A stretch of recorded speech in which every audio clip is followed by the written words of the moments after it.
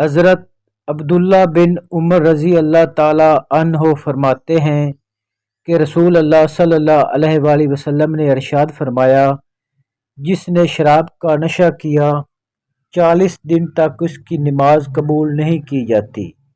اگر وہ دوبارہ شراب کا نشہ کرے تو پھر 40 دن تک اس کی نماز قبول نہیں ہوگی۔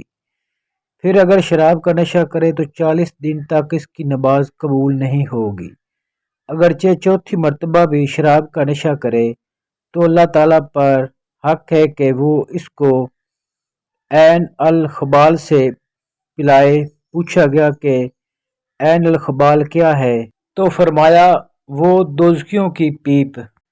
ام المومنین حضرت عائشہ صدیقہ رضی اللہ تعالی عنہا فرماتی ہیں، رسول اللہ صلی اللہ علیہ وآلہ وسلم کو مشروبات میں ٹھنڈا اور میٹھا مشروب سب سے زیادہ پسند تھا۔